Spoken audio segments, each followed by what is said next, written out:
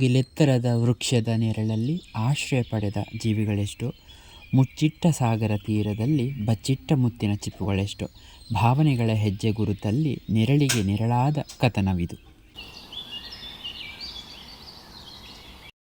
Hi, ನಾನು ನಿಮ್ಮ ಸತೀಶ್ ಆತ್ರೇಯ. ಹಾಗೆ ಸುಮ್ಮನೆ ಕೂತ್ ಕ್ಯಾಲೆಂಡರ್ ನೋಡುವಾಗ ಈ ಸಲ ವೀಕೆಂಡಲ್ಲಿ ಮಕ್ಕಳಿಗೆ 2 ದಿನ ಫ್ರೀ ಇತ್ತು. ಇದನ್ನು ನೋಡಿದೆ. ಸೊ ಹೇಗಾದರೂ ತುಂಬ ದಿನದಿಂದ ಒಂದು ಡಾಕ್ಯುಮೆಂಟ್ರಿ ಮಾಡಬೇಕು ಅಂತ ಅಂದ್ಕೊಂಡಿದ್ದೆ. ಅದಕ್ಕೆ ನಾವು ಈಗ ಕಾಲ ಕೂಡಿ ಬಂದಿದೆ.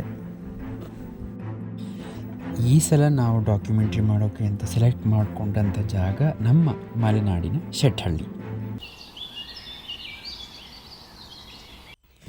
ವೆಕೇಷನ್ಗೆ ಅಂತ ತುಂಬ ಜಾಗಗಳಿವೆ, ಆದರೆ ನಮ್ಮ ಊರನ್ನು ಬಿಡೋಕ್ಕಾಗುತ್ತಾ?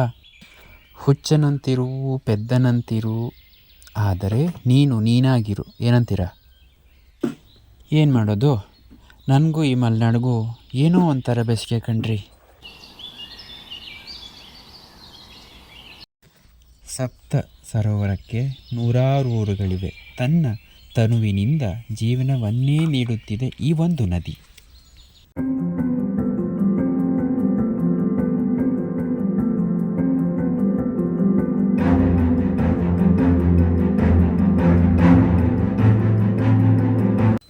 ನಾವು ಬರೀ ನದಿ ನೋಡಿ ಸುಮ್ಮನಾದರೆ ಹೇಗೆ?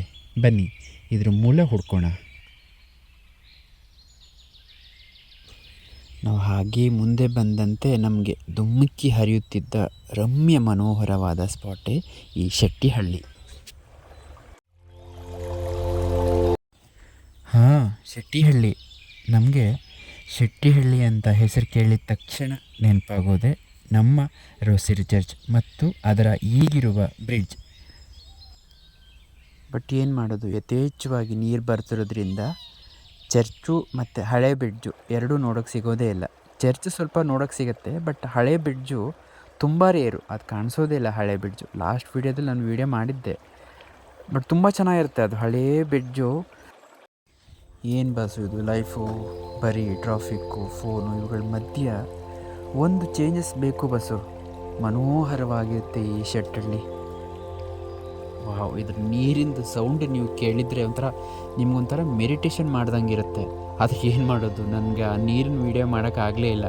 ನೀರಿನ ವೀಡಿಯೋ ಮಾಡ್ತಿದ್ದಂಗೆ ಒಂಥರ ಮೈಗ್ರೇನ್ ಬಂದಂಗೆ ಆಗ್ತಿತ್ತು, ತಲೆ ಸುತ್ತಾ ಇತ್ತು. ಈ ಡಾಕ್ಯುಮೆಂಟ್ರಿ ಮುಗಿಸ್ಕೊಂಡು ಹೊರಡಬೇಕಾದ್ರೆ ನಮಗೊಬ್ಬರು ಫ್ರೆಂಡ್ ಸಿಕ್ಕಿದ್ರು. ಅವ್ರ ಯೋಗಕ್ಷೇಮ ವಿಚಾರಿಸ್ಕೊಂಡು ಅವ್ರಿಗೊಂದು ಬಿಸ್ಕೆಟ್ ಹಾಕಿ ನಮ್ಮ ದಾರಿಲಿ ನಾವು ಸಾಗಿದ್ವಿ. ಈ ಡಾಕ್ಯುಮೆಂಟ್ರಿನ ಇಲ್ಲಿಗೆ ಮುಗಿಸ್ತಾ ಇದ್ದೀನಿ. ನಿಮ್ಮ KNS ಆತ್ರೇಯ.